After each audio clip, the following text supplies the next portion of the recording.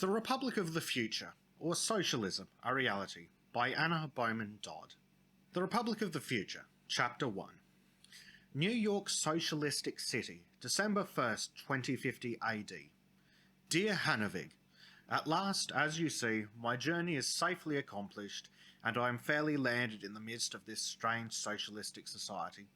To say that I was landed is to make use of so obsolete an expression that it must entirely fail to convey to you a true idea of the processes of the journey.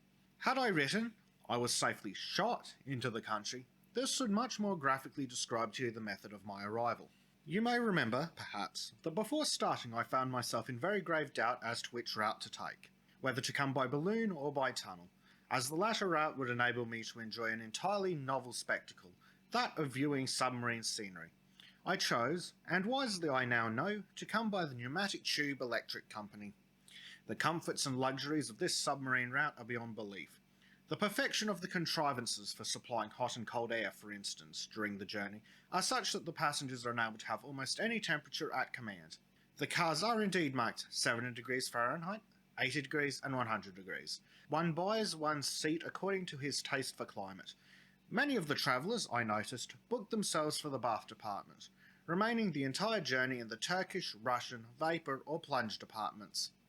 As the various baths attached to this line surpass a Roman voluptuary's dream of such luxuries. I, however, never having been through the Great Tunnel before, was naturally more interested in what was passing so swiftly before my eyes. The speed at which we were shot was terrific. 5 miles to the minute, making the journey of 3,000 miles just 10 hours long. In spite of the swiftness of our transit, we were enabled by the aid of the instantaneous photographic process, as applied to opera glasses and telescopes, to feel that we lost nothing by the rapidity of our meteor-like passage. I was totally unprepared for the beauties and the novelties which met my eye at every turn. The sightseer's car is admirably arranged. Fancy being able to take in all the wonders of ocean land through large glass portholes in the concave sides of circular cars. The tube itself, which is of iron, enormously thick, has glass sides, also of huge thickness, running parallel with the windows of the car so that the view is unobstructed. The sensations awakened, therefore, both by the novelty of the situation and by the wonders we passed in review, combined to make the journey thrillingly exciting. We were swept, for instance, past armies of fishes, beautiful to behold in such masses, shimmering in their opalescent armour as they rose above or sank out of sight into the depths below. The sudden depressions and abrupt elevations of the sea level made the scenery full of diversity. There was a great abundance of colour, with the vivid crimson of the coralline plants and the delicate pinks and yellows of the many varieties of the submarine flora. It seemed at times as if we were caught in a liquid cloud of amber, or were to be enmeshed in a grove of giant seaweeds. Beyond all else, however, in point of interest, was the spectacle of the wholesale cannibalism going on among the Finny tribes, a cannibalism which still exists in spite of the persistent and unwearying exertions of the numerous societies for the prevention of cruelty among cetacea and crustacea. We passed any number of small boats, darting in and out among the porpoises, dolphins and smaller fish, delivering supplies of proper Christian food and punishing offenders. A submarine missionary, who chanced to sit next to me, told me that of all vertebrate or invertebrate animals, the fish is the least amenable to reformatory discipline. Fishes appear to have been born, he went on to say, without the most rudimentary form of the moral instinct, and curiously enough, only flourish in proportion as they are allowed to act out their original degenerate nature. He also confessed privately to me that after some 25 years' active work among them, the results of his labours were most discouraging. Since, however, the Buddhistic doctrine of metempsychosis has come to be so universally accepted, and as each one of these poor creatures is in reality a soul in embryo, it behoves mankind to do all that lies in its power to elevate all tribes and species. As you may well imagine, my dear Hanavig, with such spectacles and speculations to enliven the journey, I found it all too short. Its shortness was, in truth, the only drawback to my complete enjoyment. The wonders of the journey, I found, were, however, only a fitting prelude to the surprises that awaited me on my arrival. I leave an account of both these surprises and of my first impressions of the great city until my next letter, as this one, I find, has already grown to the proportions of an ancient epistle. I am, my dear Hanavig, your lifelong friend and comrade, Wolfgang. Chapter 2. Dear Hanavig, the 3 days' time which has elapsed since my last letter to you has been so crowded with the confusion of bewildered impressions produced by this astonishing city and its still more astonishing inhabitants that I am in doubt whether I shall be able to convey to you any clearer pictures than those which fill the disordered canvas of my own mind. I will, however, strive to reproduce my experiences in the order in which they came to me, and allow you to draw your own conclusions. The first amazing thing that happened to me was the way in which I reached my hotel. Fancy being blown up on the shore, for the pneumatic tube being many hundreds of feet below the shore level, we were literally blown up on the beach. There we found air balloon omnibuses, into which we and our luggage were transported by means of little electrical cars, running on an inclined plane. The balloon rose about 1,000 feet into the air, affording a fine view of the city. Great is not a large enough word to describe so vast a city as this city of the Socialists. It has the immensity of an unending plain, and the flatness of one also. In former times, I believe, the original city was an island, on either side of which flowed a river, but as more and more land became necessary, new channels for these rivers were dug, and the riverbeds filled in, so that now, as far as the eye can reach, there is a limitless expanse of rooftops. As seen from an aerial elevation, there was nothing to attract the eye from the picturesque standpoint. There were few large buildings of noticeable size or beauty. The city was chiefly remarkable because of its immensity. When landed at my hotel, I found these first impressions confirmed by a nearer view. First, let me tell you, however, that after entering the vestibule of the hotel, I felt as if I had stepped into some dwelling of gnomes or sprites. Not a human being presented himself. No one appeared to take my luggage, nor was a clerk or hallboy visible anywhere. The great hall of the hotel was as deserted and silent as an empty tomb. At first I could not even discover a bell. Presently, however, I saw a huge iron hand pointing to an adjacent table. On the table lay a big book with a placard on which was printed, "Please write name, country, length of stay and number of rooms desired." All of which I did. The book then miraculously closed itself and disappeared. The next instant a tray made its appearance where the book had been. On the tray was a key, and on the key a tag with a number and the words, "Take elevator at your left to 3rd flight." The elevator, as I stepped into it, stopped as if by magic at the 3rd story, when another iron hand shot out of the wall, pointing me to the left. Soon I found the room assigned me, opened it, and entered to discover the apartment in complete order and the faucets in the bath chamber actually turned on. My dear Hannavig, can you believe me when I tell you that I've been in this hotel 4 mortal days, have eaten 3 substantial meals a day, have been fairly comfortable, and yet have not seen a human creature, from a landlord to a servant? The whole establishment apparently is run by machinery. There is a complicated bell apparatus which you ring for every conceivable want or need. Meals are served in one's room by a system of ingenious sliding shelves which open and shut and disappear into the wall in the most wizard-like manner. Of course, the reason of all these contrivances is obvious enough. In a society where labour of a degrading order is forbidden by law, machinery must be used as its substitute. It is all well enough, I presume, from the labourer's point of view, but for a traveller bent on a pleasure trip, machinery as a substitute for a garrulous landlord and a score of servants, however bad, is found to be a poor and somewhat monotonous companion. I amuse myself, however, with perpetually testing all the bells and the electrical apparatus, calling for 100 things I don't want, to see whether they will come through the ceiling or up the floor. Most of my time, however, is spent in the streets. My earlier impressions of the city I find remain unchanged. It is as flat as your hand and as monotonous as a twice-told tale. Never was there such monotony or such dullness. Each house is precisely like its neighbour. Each house has so many rooms, so many windows, so many square feet of garden, which latter no one cultivates, as flowers and grass entail a certain amount of manual labour, which it appears is thought to be degrading by these socialists. Imagine, therefore, miles upon miles of a city composed of little 2-story houses as like one unto another as 2 brown nuts. There are parks and theatres and museums and libraries, the people's clubs and innumerable state buildings, but these are all architecturally tasteless, as utility has been the only feature considered in their construction. Everything here, from the laying out of the city to the last detail concerning the affairs of commerce or trade, is arranged according to the socialistic principle. By the people, for the people. The city itself was rebuilt 100 years ago, in order that the houses and the public buildings might be in more fitting harmony with the new order and principles of socialism. What the older city of New York may have been, it is difficult to determine, although it is supposed to have been ugly enough. But this modern city is the very acme of dreariness. It is the monotony, I think, which chiefly depresses me. It is not that the houses do not seem comfortable, clean and orderly, for all these virtues they possess, but fancy seeing miles upon miles of little 2-story houses. The total lack of contrast which is the result of the plan on which this socialistic city has been built comes of course from the principle which has decreed that no man can have any finer house or better interior or finer clothes than his neighbour. The abolition of poverty and the raising of all classes to a common level of comfort and security has resulted in the most deadening uniformity. Take, for example, the aspect of the shop windows. All shops are run by the government on government capital. There is, consequently, neither rivalry nor competition. The shopkeepers, who are in reality only clerks and salesmen under government jurisdiction, take naturally no personal or vital interest either in the amount of goods sold or in the way in which these latter are placed before the public. The shop windows, therefore, are as uninviting as are the goods displayed. Only useful, necessary objects and articles are to be seen. The eye seeks in vain throughout the length and breadth of the city for anything really beautiful, for the lovely or the rare. Objects of art and of beauty find, it seems, no market here. Occasionally the government makes a purchase of some foreign work of art, or seizes on some of those recently excavated from the ruins of some 19th century merchant's palace. The picture or vase is then placed in the museums, where the people are supposed to enjoy its possession. To connect the word enjoyment with the aspect of these serious socialists is almost laughable. A more sober collection of people I never beheld.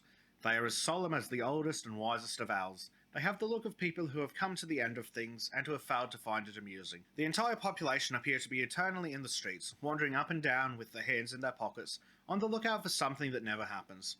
What indeed is there to happen? Have they not come to the consummation of everything, of their dreams and their hopes and desires? A man can't have his dream and dream it too. Realization has been found before now to be exceedingly dull play. As it is, I am free to confess that the dullness and apathy of these ideally perfect socialists weighs on me. My views of their condition may change when I come to know them better. It is late and I must close. Ever yours, W. Chapter 3. Curiously enough, my dear fellow, the very next day after dispatching my last, I found myself involved in a long and most interesting conversation with the daughter of one of the city residents. I had brought letters of introduction to a certain gentleman, and after a search of some hours through the eternal labyrinth of these unending streets, found the house to which I had been directed. The gentleman, or rather citizen, as all men are called here, was not at home. I was, however, received by his daughter, a plain but seemingly agreeable, intelligent young woman. The women dress so exactly like the men in this country that it is somewhat difficult to tell the sexes apart. Women, however, usually betray themselves as soon as they speak, by their voices. This young lady had an unusually pleasant voice and manner, and we were soon deep in the agreeable intricacies of a lengthy conversation. I had any number of questions to ask, and she appeared to be most willing to answer them. My first question, I remember, was an eminently practical one. It was on the subject of chimneys and cooking. I had noticed almost immediately on my arrival that throughout the entire city not a chimney was to be seen. It was this fact more than any other that gave the city the appearance of a plain and made the houses seem curiously deformed. It naturally followed that, there being no chimneys, there was also no smoke, which therefore made this already sufficiently clear atmosphere as pure as the air on a mountain top. All very beautiful, I said to myself, but how did the people get along without cooking? I, in my quality of stranger and foreigner, had made the interesting discovery that my own meals were prepared to my taste by specially appointed state cooks, a law only recently passed to facilitate international relations. The latter, it appears, had become somewhat strained when travellers found themselves forced to abide by the rules and regulations governing the socialist diet. But what was this diet? This was the mystery which had been puzzling me ever since my arrival. When, therefore, I found myself face to face with my young lady, I promptly implored her to solve my dilemma. "Oh," she replied, "cooking has gone out long ago. To do any cooking is considered dreadfully old-fashioned." "Has eating also gone out of fashion in this wonderful country?" I asked in amazement. She laughed as she replied, "Eating hasn't, but we do it in a more refined way. Instead of kitchens, we now have conduits, culinary conduits." "Culinary conduits?" I asked, still in a daze of wonderment. "Oh, I see you don't understand," she answered. "You haven't been here long enough to know how such things are arranged. Let me explain. The state scientists now regulate all such matters. Once a month, our officer of hygiene comes and examines each member of the household. He then prescribes the kind of food he thinks you require for the next few weeks, whether it shall be more or less phosphates or cereals or carnivorous preparations. He leaves a paper with you. You then touch this spring, see, and here she put her pretty white finger on a button in the wall. You whistle through the aperture to the culinary board, put in the paper, and it is sent to the main office. You then receive supplies for the ensuing month. And where is this wonderful board? It is in Chicago, where all the great granaries are. You know Chicago supplies the food for the entire United Community. But Chicago is 1,000 miles off. Isn't all the food stale by the time it reaches you?" Here she laughed, although I could see she tried very hard not to do so. But my ignorance was evidently too amazingly funny. When she had regained her composure, she answered, "The food is sent to us by electricity through the culinary conduits. Everything is blown to us in a few minutes' time if it be necessary, if the food is to be eaten hot. If the food be cereals or condensed meats, it is sent by pneumatic express, done up in bottles or in pellets. All such food is carried about in one's pocket. We take our food as we drink water, wherever we may happen to be, when it's handy and when we need it. Although, she added with a sigh, I sometimes do wish I had lived in the good old times, in the 19th century, for instance, when such dear old-fashioned customs were in vogue as having 4-hour dinners, and the ladies were taken into dinner by the gentlemen, and everyone wore full dress, the dress of the period, and they used to flirt. Wasn't that the old word? Over their wine and dessert. How changed everything is now. However, she quickly added, if kitchens and cooking and long dinners hadn't been abolished, the final emancipation of women could never have been accomplished. The perfecting of the woman movement was retarded for hundreds of years, as you know doubtless, by the slavish desire of women to please their husbands by dressing and cooking to suit them. When the last pie was made into the first pellet, woman's true freedom began. She could then cast off her subordination both to her husband and to her servants. Women were only free, indeed, when the state prohibited the hiring of servants. Of course, the hiring of servants at all was as degrading to the oppressed class as it was a clog to the progress of their mistress's freedom. The only way to raise the race was to put everyone on the same level, to make even degrees of servitude impossible. But how, may I be permitted to ask, is the rest of the housework accomplished, if no servants exist to take charge of so pretty a house as this one? The house, my dear Hanovig, was in reality hideous, as bare and as plain as are all the houses here, each is furnished by state law, exactly alike. Oh, everything is done by machinery, as at your hotel. Everything, the sweeping, bed-making, window scrubbing and washing. Each separate department has its various appliances and apparatus. The women of every household are taught the use and management of the various machines, you know, at the expense of the state during their youth. When they take the management of a house, they can run it single-handed. Most of the machinery goes by electricity. A house can be kept in perfect order by 2 hours' work daily. The only hard work which we still have to do is dusting. No invention has yet been effected which does satisfactorily without breakage to ornaments, which accounts for the fact also that the fashion of having odds and ends about a home has gone out. It was voted years ago by the largest women's vote ever polled that since men could not invent self-adjusting, non-destructive dusters, their homes must suffer. Women were not to be degraded to hand machines for the sake of ministering to men's aesthetic tastes. So you see, we have only the necessary chairs and tables. If men want to see pictures, they can go to the museums. Perhaps it is this latter fact which accounts for my never being able to find the good citizen A at home. He is gone to the public club, or to the bath, or to the communal theatre, I am told when I appear again and again. This wonderful community has done much, of that I am convinced, in the development of ideal freedom. But there appears to be a fatal blight somewhere in its principles, a blight which seems to have destroyed all delight in domestic life. In my next I will tell you more and at length of the peculiar development which the race has attained under these now well-established emancipation doctrines, and of their results on the two sexes. I hope you are not wearying of my somewhat lengthy descriptions, but you yourself are to blame, as you bound me to such rigid promises of detail and accuracy. Farewell, dear companion, would you were here to use your wiser philosopher's eyes. I am yours, Wolfgang. Chapter 4. Dear friend, no one thing, I think, strikes the foreigner's eye on his arrival in this extraordinary land so strongly as does the lack of variety and of taste displayed in the dress of either the men or the women. Both sexes dress, to begin with, as I said in my last, precisely alike.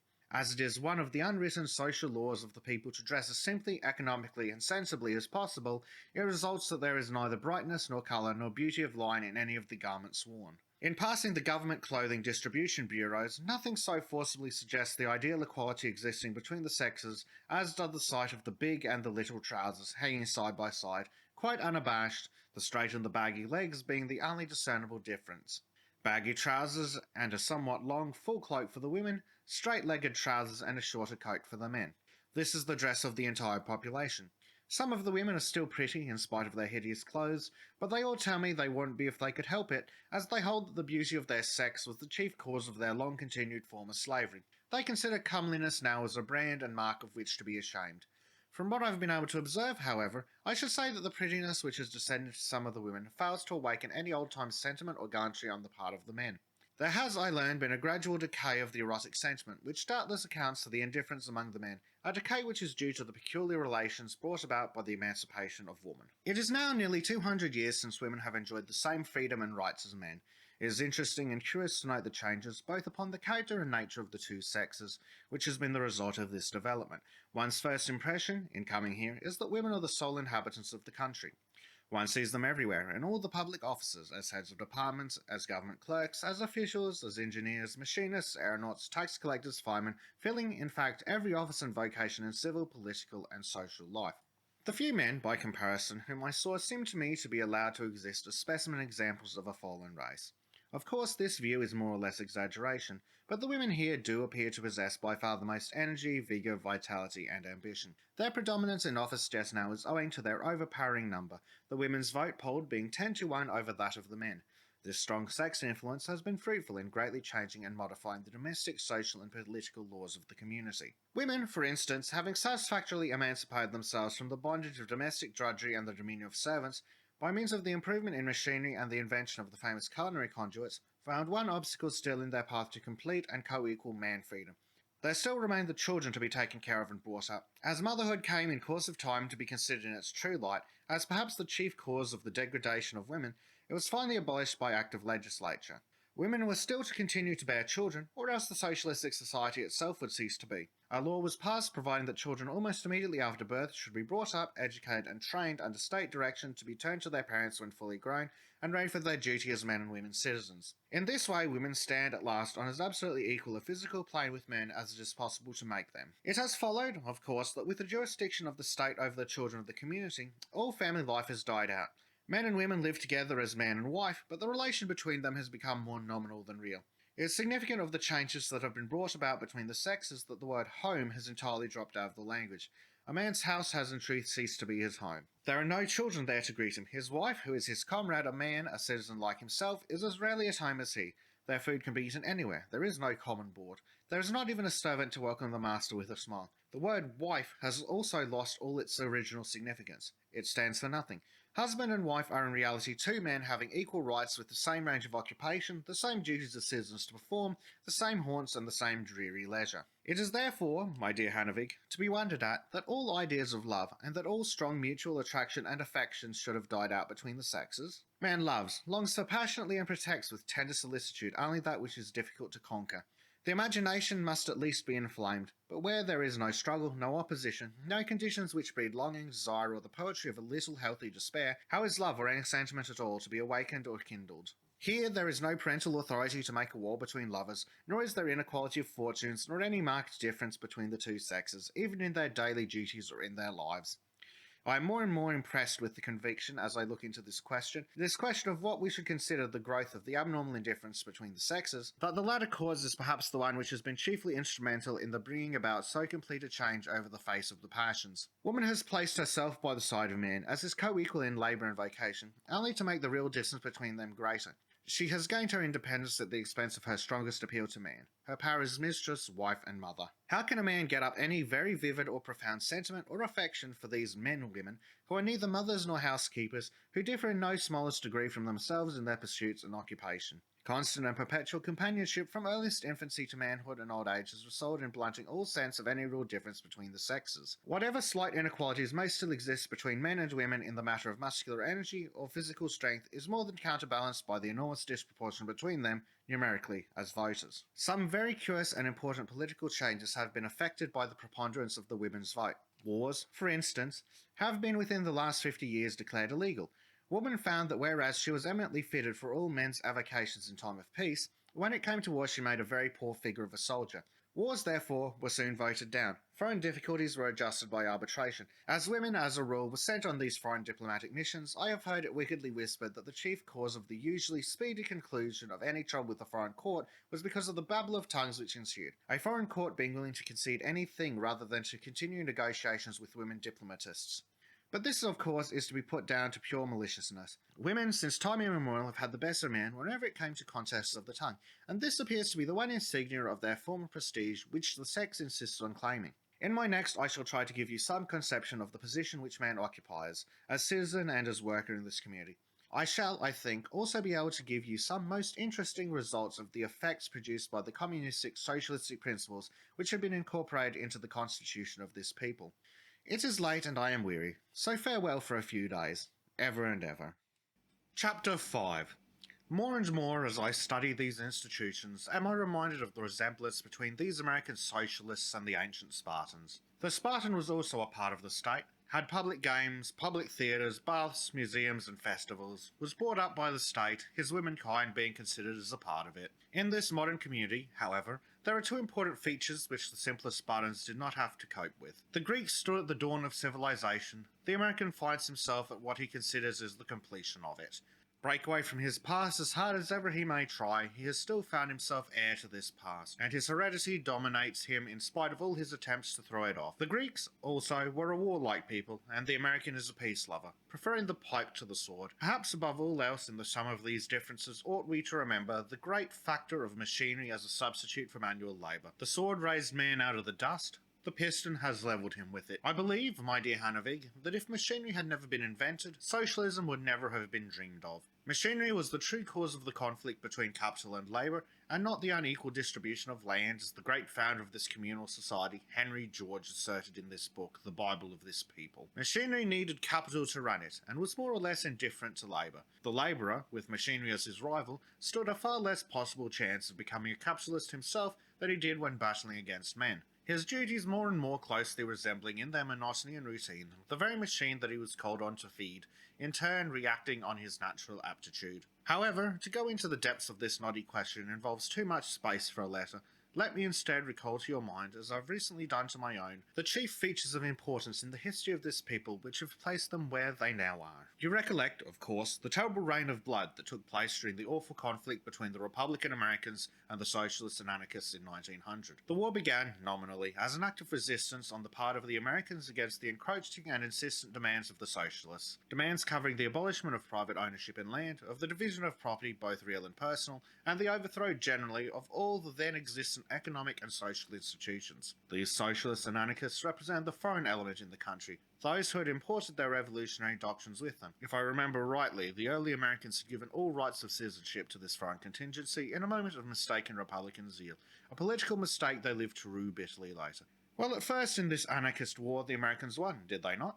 I find my memory tripping me at times, possibly would have continued to win had the war been conducted on strict military tactics. But the anarchists, finding themselves unsuccessful as soldiers and warriors, resorted to the ingenious means of destroying their enemies by the use of explosives. Dynamite accomplished what the cannon and the bayonet were powerless to effect. Towns, cities, and even the villages and hamlets were lighted by the torch of electricity and seared level with the ground. Dynamite was reserved for the armies and for individual offenders. During that reign of destruction, it seemed as if not a man, woman, or child would survive to carry even the memory of the great tragedy to their graves with them. However, since the anarchist plan was to reconstruct the whole face of society on a new basis, it was to be expected, of course, that the revolution they undertook as the means of effecting this would be carried through at whatever cost. There is one feature of this war which has always struck me as possessing a very humorous side. The anarchists, you remember, were foreigners. Chiefly Germans, Irishmen, and a few Russians. When the war was ended by the destruction of very nearly all the Republican contingency, the anarchists broke out into dissension among themselves. The German element would not submit to Irish dictation, the latter leaders having apparently a great opinion of their own talent for political leadership, and the Irish in turn violently resisted the German dictator. A veritable anarchy ensued, a war so fierce that it looked at one time as if the whole contingent might be left a howling wilderness, with neither conqueror nor conquered to enter and take possession of what was now, in truth, but a desert. Fortunately, however, a few of the Americans had survived. Among them were some of the descendants of the ancient New England statesmen. These men, although descendants of death, were liberated, that they might act as peacemakers between the two factions. Americans, you see, had had so much experience in reconciling, conciliating, and pacifying the difficulties between the Irish and German parties during the American Republican era that these survivors were eminently fitted to adjust affairs at issue between them now. The American Council decided that the Irishmen should draw up the laws and regulations for the new communal and socialistic constitution, while the Germans should see that the new society was properly organised, a decision which proves the real genius for statecraft which these ingenious Americans possessed. For Irishmen are proverbially affluent of ideas and incapable of putting them into action unless it be violent action, while the Germans have proved themselves practical organisers and ideal political policemen. The sagacity of the old American Republicans was shown in the manner in which they themselves, in their era of power, had made use of the distinguishing qualities of the two races, when such hordes overflowed the land during the Great Emigration period. The Irishmen were kept in the large cities, where they were allowed to misgovern the towns to their heart's desire, being thus given a vent for their turbulent political spirit, while the Germans, on the contrary, were sent into the still unconquered wilderness to turn into a garden by their industry and thrift. The American having thus made use of the Irishman to run his political machinery for him, and of the Germans to extend the territorial lines of order and civilization, secured unto himself all his own time for money-making. hence the colossal American fortunes, which, as we read of them now, seem to us like a tale of magicians. Such a policy must have seemed to a 19th century American as a very shrewd and ingenious way of utilising elements which otherwise might prove dangerous. The policy was, in truth, a fatally short-sighted one, as was proved later, since it was the enormous accumulation of fortunes in a few hands and the supposed tyranny of capital which wrought to a frenzy the envy and anger of the foreign poorer classes, then under the sway of the anarchist revolutionists. After the American statesmen had made peace between the conquering but quarrelsome anarchists, these latter set about organising the new society. Anarchy itself, although the principles for which it had fought and conquered now prevailed, it was found, must subordinate itself to some form of order before it could hope to enforce order upon others. The anarchists' war cry had been, as you remember, away with private property, away with all authority, away with the state, away with all political machinery. But now the leaders discovered that a belief in the reign of anarchy was one thing, and its practice was quite another. For a time, as you know, there was a terrible period of disorder, during which the grossest excesses were practiced under the name of perfect individualism.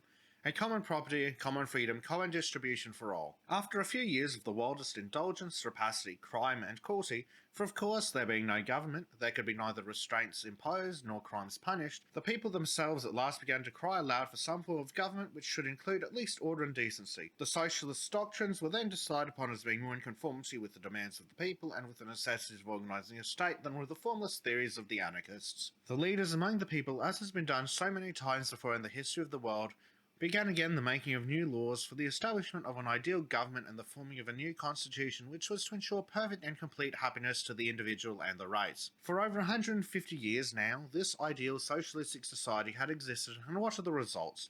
No people ever assuredly had a more wonderful chance at constructing a society on an ideal basis than had these socialists. Think of it, an entire continent at their disposal, their enemies or opponents all killed or in exile, and they themselves united in desire and in political interest. Well, if some of the ineradicable, indestructible principles in human nature could be changed as easily as laws are made and unmade, the chances for an ideal realisation of the happiness of mankind would be the more easily attained. But the socialists committed the grave error of omitting to count some of these determining human laws into the sum of their calculations. Time and paper are, however, finite, and also, presumably, your patience. I will postpone until my next the few remaining conclusions to which a brief study of this people and their government have led. Your faithful Wolfgang. Chapter 6. Dear friend, the longer I stay here, the more I am impressed with the profound melancholy which appears to have taken possession of this people. The men, particularly, seem sunk in a torpor of dejection and settled apathy. The women, although by no means so vivacious and vigorous as our women, are, however, far more animated and seem to have a keener relish for life than the men. Probably the comparatively recent emancipation of the women, their new political and social freedom, adds a zest to the routine of life here which men do not feel. So universal is the dreary aspect of the people, whether at work or play, and they play, I observe, far more languidly than they work, that the type of face among them has undergone a strange and interesting transformation. You remember in the old Prince the typical Yankee face, with its keen, penetrating eye, its courageous, determined chin, its intelligent brow, and its extraordinarily shrewd and intently alert expression. This vivacity and energy, once the chief charm of the American face, has entirely disappeared. In its stead, imagine wooden, almost sodden features, heavy, dull eyes, receding chins, and a brow on which dullness that very nearly approaches stupidity is written in large letters. On all the faces is a stereotyped expression, a mingling of discontent and dejection. There is the same lack of variety of types among the faces I have noticed, as there is want of contrast in the houses and streets. The entire population appears to have one face. Wherever one turns, one sees it repeated ad infinitum, whether it be that of man or woman, youth or old age. I have accounted to myself for this curious physiological uniformity by finding in it simply a reflection of the uniformity seen in the life and occupations of this people. The race having been levelled to a common plane, there has been a gradual dying out of individuality. The inevitable curtailment of individual aims, individual struggle, individual ambitions, has naturally resulted in producing a featureless type of character common to all. Since of course it is character alone which moulds feature, this people, being all more or less alike, have come in process of time to look alike. Nature, after all, is only clay in the potter's hand. Man with his laws and creeds fashions in the end his own face. I found it, however, far more difficult to account for the cloud of melancholy and dejection which appears to have settled upon this people than to seek the causes of the above physiological aspect. I ask myself again and again, why would this people, of all people, be full of this discontent and unhappiness?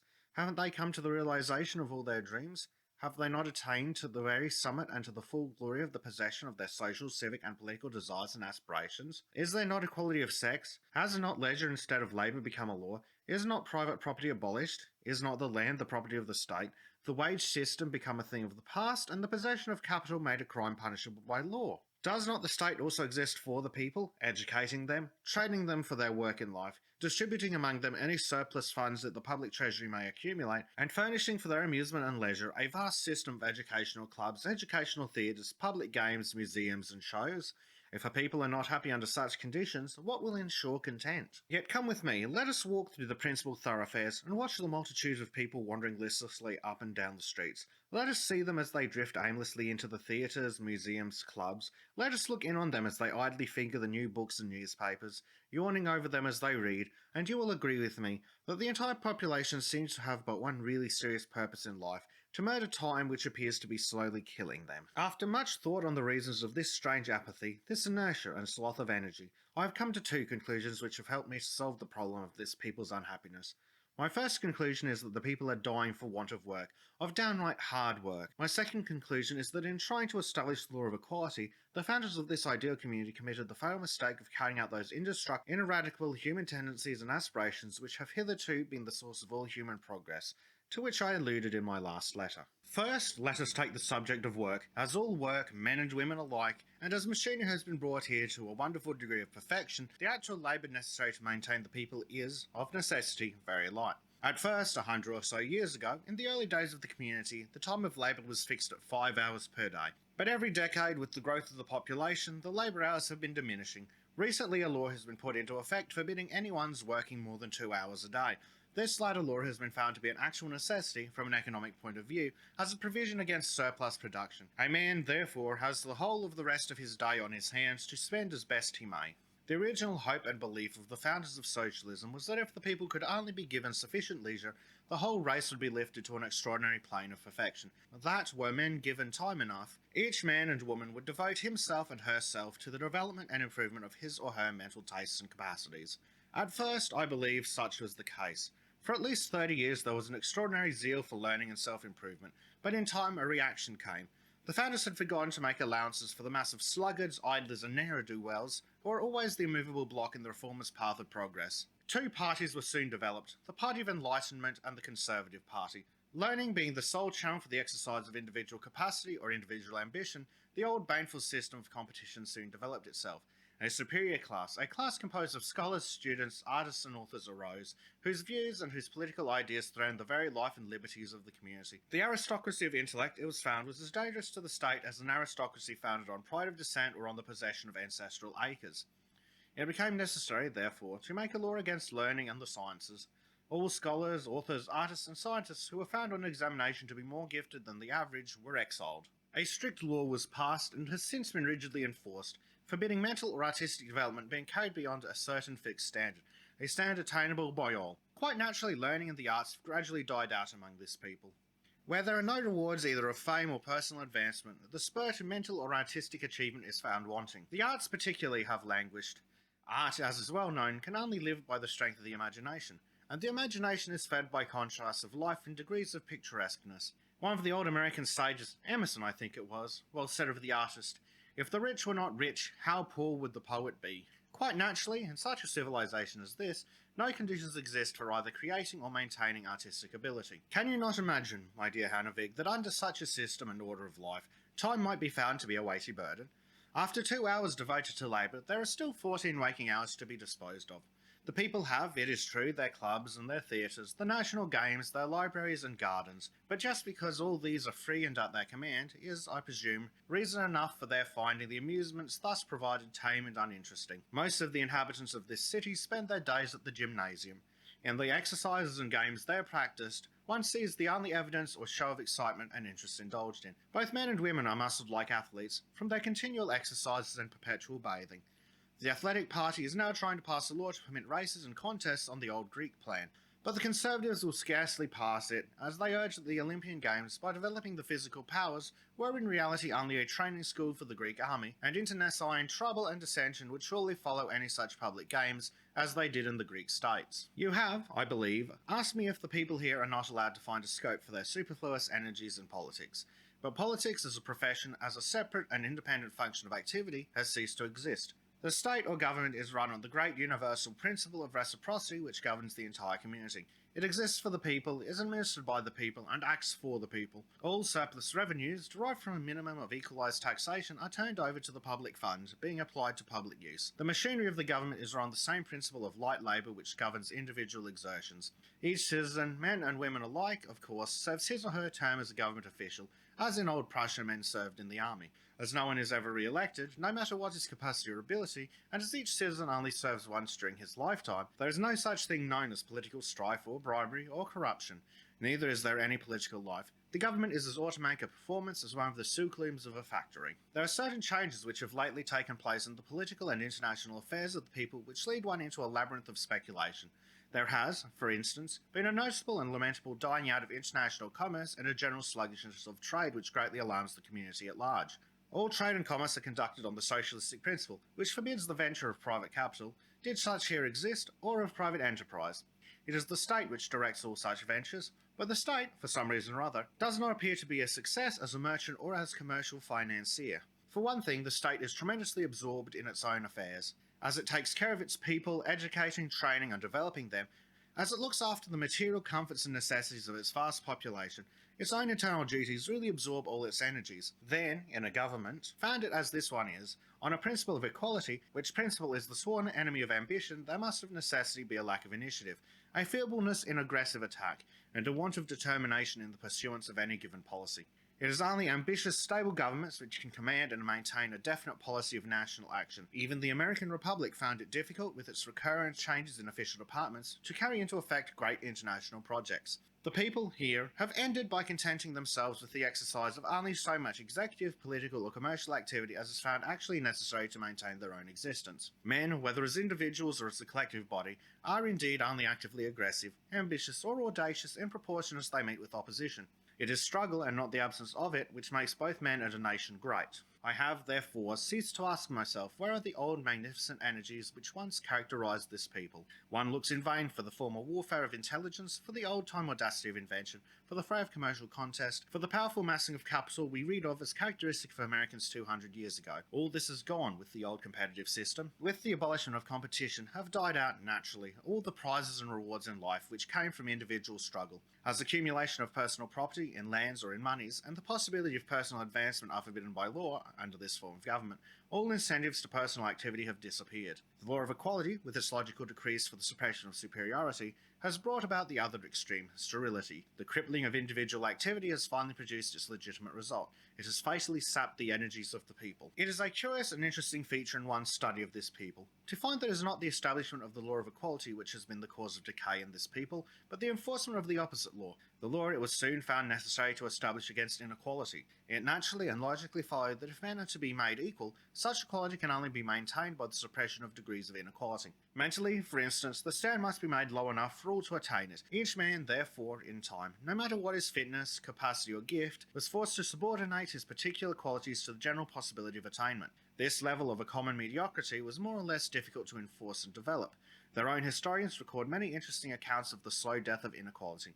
In one I read only yesterday, so instinctive through long centuries of oppression and misuse of power was the impulse among men to aspire to superiority of attainment, to excel in mental development, or to exhibit richer creative power, that for years the state penitentiaries were filled with men whose crime was their unconquerable desire selfishly to surpass their less fortunate brothers. It is only within our own enlightened 21st century that this grave fault has been remedied.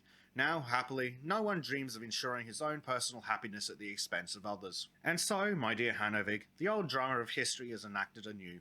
Years ago, men were unhappy because the many had to struggle against the favoured few. Here, where all are equal, men are miserable because they are so. Because all having equal claims to happiness find life equally dull and aimless, the perpetual moan here is, oh, for a chance to be something, to do something, to achieve something. I shall be able to send you only one more letter, as I return in a few days, by balloon this time, I think, instead of by tunnel. Chapter 7. Christmas Day.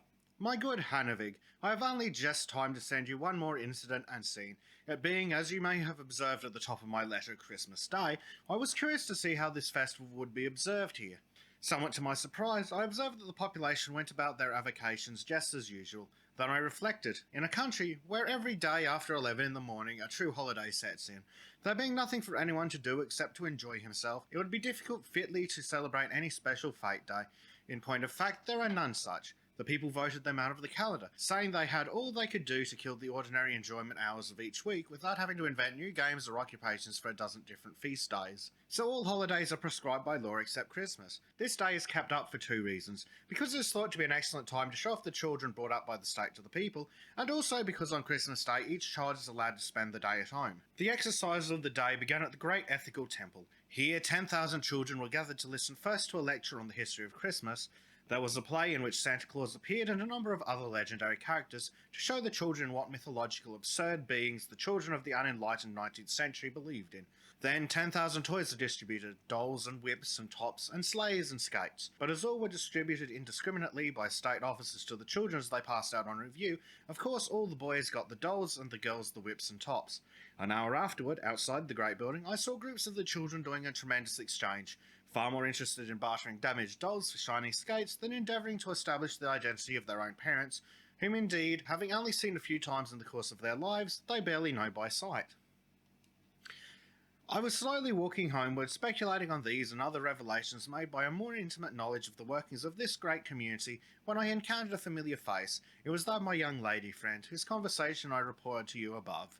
She joined me and we walked on together. "I hear you are going back to Sweden. Is it true?" she asked.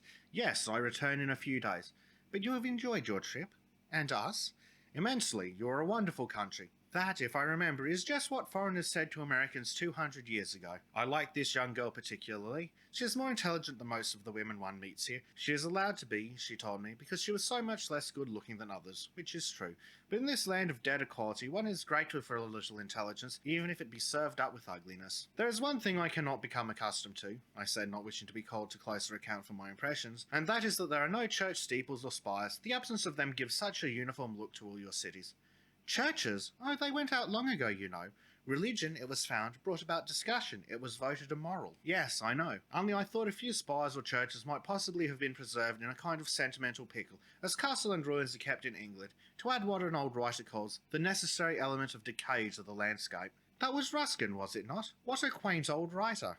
His books read as if they were written in a dead language. As for the churches, they were all destroyed, you know, in the war between the radicals and the orthodox, and not a stone was left standing. Since then the state has erected these huge ethical temples, where all the religions are explained and where the philosophy of ethics is taught the people. The finest of all these temples is the Temple of the Liberators. Have you seen it yet?" she asked. "I have not, but I should like to do so. Will you be my guide?" She led me thither. We soon came to a structure which, being smaller and of fairly good and symmetrical proportions, was a little less hideous than the other temples I had seen.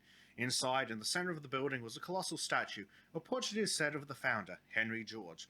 Around the sides of the wall were niches where portrait busts of the martyrs stand, the nihilists, early anarchists, and socialists who endured persecution and often death in the early days of socialism. A book I noticed was placed near the Henry George statue. It was the socialistic Bible, Poverty in Progress, which, with a number of other such books, forms the chief literature of the people. Once a year, my young friend told me, there is a sacred reading to the people from this book. As we turned to pursue our way homeward, she again began to question me.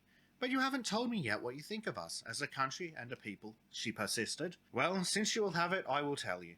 You are a great and surprising people. I mean great in the sense of numbers, however, for great politically and morally you can never be again.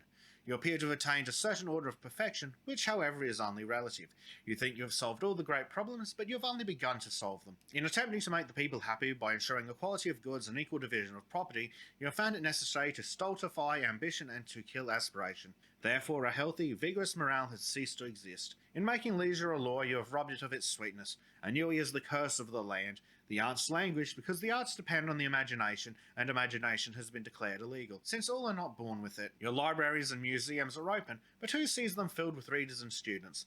In other words, man having been born heir to all things has ceased to value them. And so I leave you, well content to go back to my barbaric Sweden, where the forms of political government are so bad that men wrestle like gods to remedy them, and where men themselves are still born so unequal that they have to fight like demons to live at all. We are still chaotic and unformed, and unredeemed and unregenerate, but we are tremendously alive. and so I return with eager joy to take my part in the strife. To be a man, in other words, not a part of a colossal machine. Why not go back with me? It will be a great experience. You would go back at least 200 years. She sighed and murmured, "We are not allowed to travel. It is forbidden. It breeds dissatisfaction. But I wish we were. It sounds so very beautiful and strange."